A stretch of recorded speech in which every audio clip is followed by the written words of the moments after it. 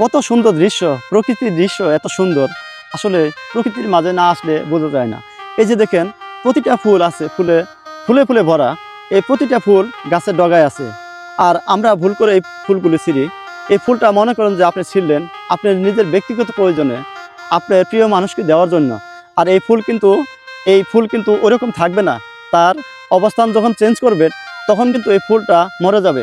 তাই আমি আপনাদেরকে বলছি, কোনো কিছু অবস্থান চেঞ্জ করা দরকার নেই। আল্লাহ তাআলা যে অবস্থানে আছে তাকে সেই অবস্থানে রাখেন।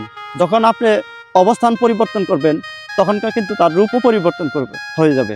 আসলেই এই যে দেখেন, ফুল ছিঁড়ার সময় যখন একটা গাছকে উঠিয়ে ফেলেছে, এই গাছটাও কিন্তু মরে গেছে।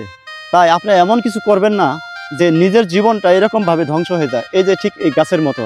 তাই আপনাদেরকে আবারও বলছি যে মানুষের জীবনটা এইরকম গাছের মতো নয়। মানুষের জীবনটা আল্লাহ তাআলা আশরাফুল মাখলুকাত হিসেবে মানুষকে সৃষ্টি করেছে। তাই আমরাও জানি সেই সৃষ্টির সেরা জীব হিসেবে থাকতে পারি। তাই সবাইকে আমি বলবো, যার যে অবস্থানে আছে সেই অবস্থানে থাকেন, সেই অবস্থানে থাকতে দেন। আর অবস্থান চেঞ্জ করলে তখন কিন্তু ভালো হবে না, তার পরিণতি কিন্তু ভালো হয় না।